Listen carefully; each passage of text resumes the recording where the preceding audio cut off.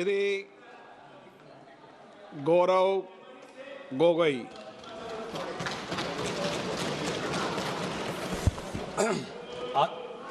आदरणीय अध्यक्ष महोदय, मैं वंदे मातरम के 150वीं जयंती पर इस महत्वपूर्ण चर्चा में भाग लेने के लिए खड़ा हूं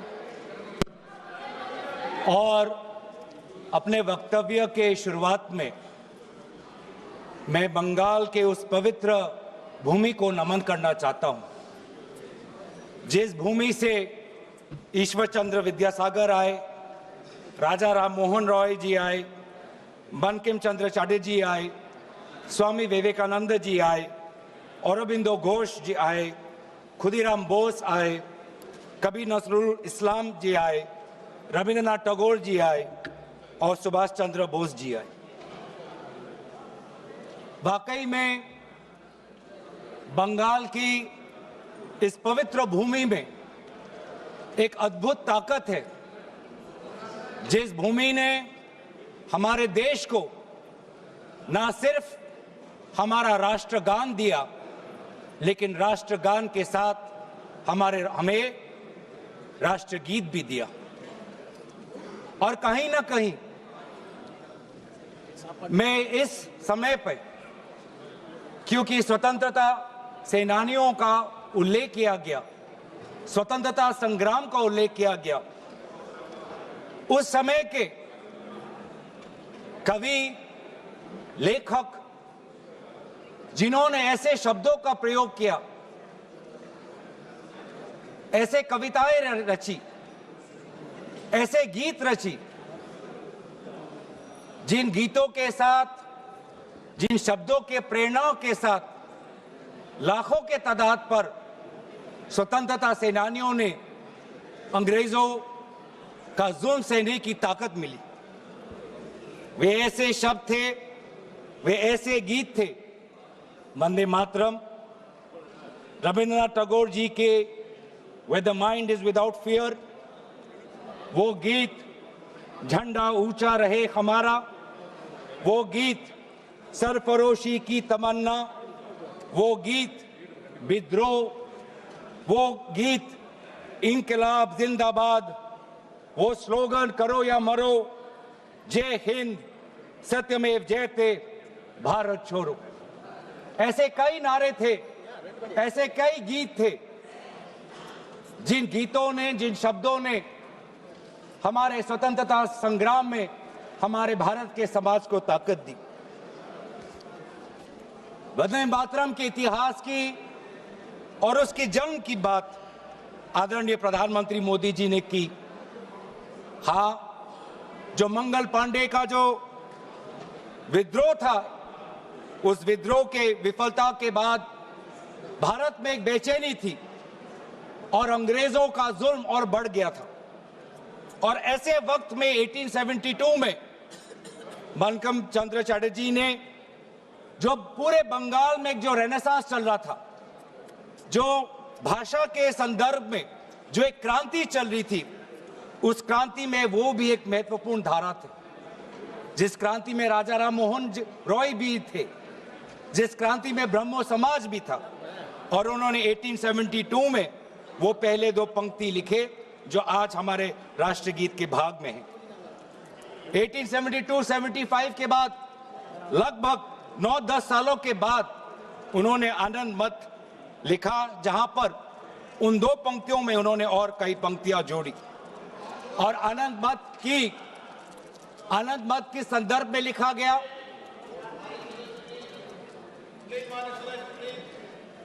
आनंद मत उस संदर्भ में लिखा गया जिस समय ईस्ट इंडिया कंपनी इस प्रकार के टैक्स हमारे किसानों पर लगा रही थी कि जीना बहुत मुश्किल हो गया था।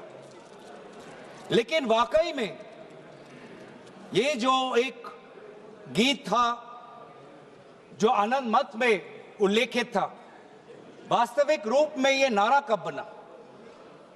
इसकी शुरुआत हुई गीत से, लेकिन ये इसकी एवोल्यूशन, इसका पूर्ण जन्म एक नारा के द्वारा, एक राजनीतिक नारा के द्वारा 1905 में हुआ। 1905 में वायसराय कर्जन ने बंगाल के दो भाग करके सोचा कि इसके द्वारा वो बंगाल और बंगाल के द्वारा पूरे भारत पर एक गहरी चोट डालेंगे, लेकिन यही उनकी गलती थी। अगर मैं देखूं कि आधुनिक स्वतंत्रता संग्राम में वो कौन सा पल था जिस पल से भारत के स्वतंत्रता संग्राम में एक नई ताकत आई, वो 1905 के उस स्वदेशी आंदोलन से था। जो स्वदेशी आंदोलन बंगाल के पार्टीशन, विभाजन के बाद उजागर हुआ।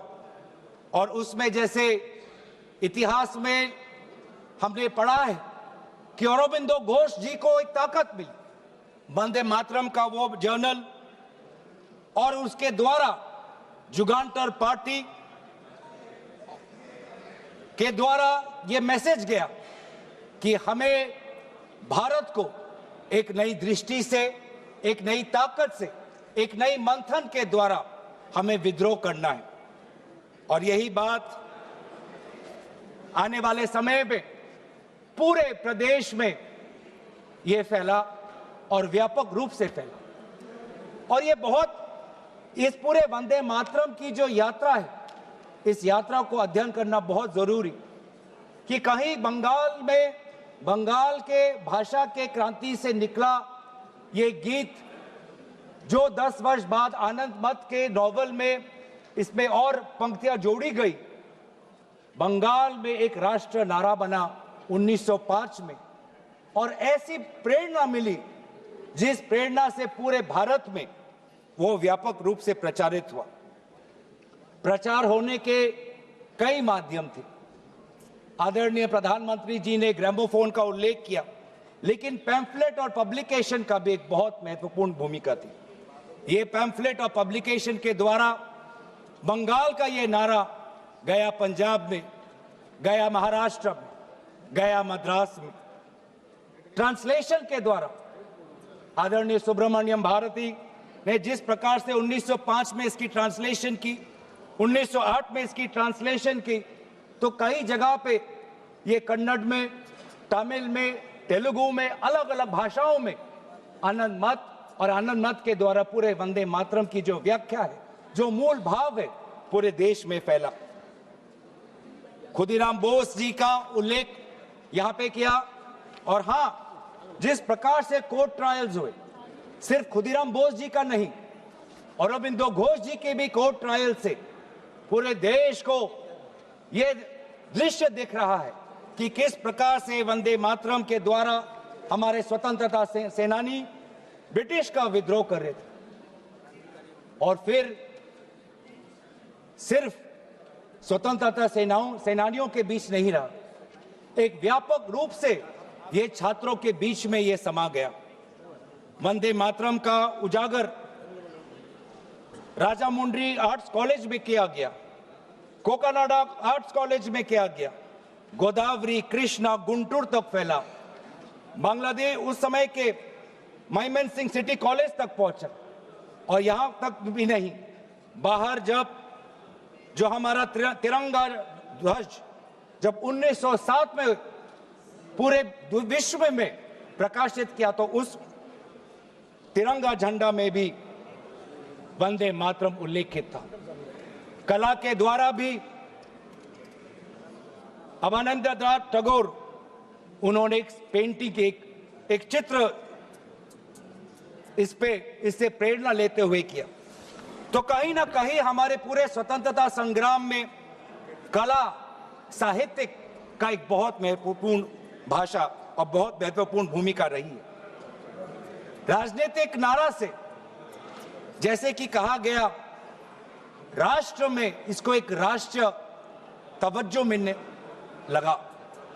और इस वंदे मातरम को सिर्फ एक राजनीतिक नारा नहीं, लेकिन राष्ट्र गीत से इसको देखा जाए, ये तवज्जो, ये महत्व अगर कोई किसी राजनीतिक दल ने दिया, तो वो कांग्रेस पार्टी। कांग्रेस पार्टी ने जब 1905 का स्वदेशी आंदोलन भी नहीं हुआ, 1896 में कलकत्ता में कांग्रेस के अधिवेशन में गुरुदेव रविंद्रनाथ टैगोर जी ने खुद वंदे मातरम को एक मधुर वाणी में उन्होंने उसका गीत प्रदर्शित किया। और बाद में उन्होंने एक चिट्ठी में लिखा भी पंडित नेहरू को, that the privilege of originally setting the first stanza of Vande Mataram to the tune was mine when the author was still alive. और कहीं ना कहीं ये भी बताने की बहुत जरूरत है कि रविंद्रनाथ टैगोर जी बंकिम चंद्र चटर्जी को बहुत करीबी से उनको मिले और बंकिम चंद्र चटर्जी ने काफी समर्थन भी रविंद्रनाथ टैगोर जी को दिया। 1905 में स्वदेशी आंदोलन भी हुआ और 1905 में कांग्रेस का बनारस में अधिवेशन हुआ, जिस बनारस के अधिवेशन में अध्यक्ष कर रहे थे जी.के. गोखले साहब। और दोबारा 1905 के उस बनारस के अधिवेशन में सरला देव चौधरी जी ने वंदे मातरम का गीत प्रदर्शित किया। लेकिन इस 1905 के बनारस के अधिवेशन में उन्होंने वंदे मातरम में एक बहुत ही महत्वपूर्ण संशोधन वो लाए। वो संशोधन क्या था? जनसंख्या की। जो ओरिजिनल वंदे मातरम था, उस वंदे मातरम में जिस जनसंख्या का उजागर किया था वो था 7 करोड़ का। क्योंकि उस समय बंकिम चंद्र चटर्जी जिस संदर्भ में लिख रहे थे तो वो बंगाल के संदर्भ में लिख रहे थे, जिसमें बिहार भी था, उड़ीसा भी था, असम भी था, और इसीलिए उस संदर्भ में उन्होंने लिखा 7 करोड़। लेकिन जब 1905 में बनारस का अधिवेशन हुआ, उस 1905 के अधिवेशन में सरला देव चौधरी जी ने उस 7 करोड़ को 30 करोड़ करके पूरे एक राष्ट्र का तवज्जो वंदे मातरम को दिया। और वैसे ही महात्मा गांधी ने इंडिया ओपिनियन में उन्होंने लिखा, और 1907 में औरबिंदो घोष ने संध्या के मैगजीन में लिखा कि we want Swaraj for all sons of mother India. What we want is that Hindus and Muslims both should come together to bring about Swaraj in unison. फिर अभी आप बात आते हैं जो मूल बात आदरणीय प्रधानमंत्री मोदी जी ने कही। आज उनके पूरे भाषण को मैंने बहुत गौर रूप से सुना और उनके पूरे 1 घंटे के भाषण का 2 उद्देश्य था। पहला उद्देश्य यह था कि उनके बातों को सुनकर ऐसे लग रहा था कि आपके राजनीतिक पूर्वज खुद ब्रिटिश के खिलाफ लड़ रहे थे।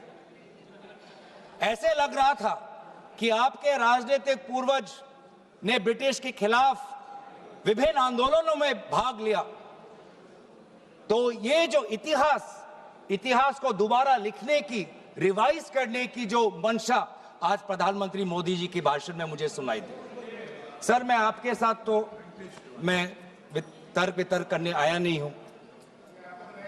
और दूसरा जो उद्देश्य था कि एक राजनीतिक रंग इस पूरे वंदे मातरम के चर्चा को देने का था। उन्होंने उजागर किया कांग्रेस वर्किंग कमेटी का और पंडित नेहरू जी का। और ये एक आदत है सर, ये मेरे पास एक टेबल है कि जब जब प्रधानमंत्री मोदी जी किसी भी विषय पे बोलते हैं तो पंडित नेहरू जी का नाम कितने बार लेते हैं और कांग्रेस पार्टी का नाम कितने बार लेते हैं। मैं बस एक ही उदाहरण देना चाहता हूं कि इससे पहले ऑपरेशन सिंदूर का डिबेट में हमने आदरणीय प्रधानमंत्री मोदी जी को सुना। क्या आप जानना चाहेंगे कि पंडित नेहरू का नाम कितने बार उन्होंने लिया? 14 बार। ऑपरेशन सिंदूर पे 14 बार उन्होंने पंडित नेहरू का नाम लिया। और कांग्रेस पार्टी का कितने बार? 50 बार। वैसे ही जब संविधान का 75th एनिवर्सरी मनाया जा रहा था तब 10 बार पंडित नेहरू जी का नाम लिया और 26 बार कांग्रेस पार्टी का। उस प्रकार से जब 2022 में जब राष्ट्रपति अभिभाषण पे प्रधानमंत्री मोदी जी अपना बात रख रहे थे तो 15 बार पंडित नेहरू का नाम लिया। रेफरेंस 2020 किसी में का रेफरेंस सर मैं तो आपके दिया साथ तर्क वितर्क नहीं करने आया सर। 2020 में जब राष्ट्रपति अभिभाषण पर प्रधानमंत्री मोदी जी ने भाषण दिया तो 20 बार पंडित नेहरू का नाम लिया।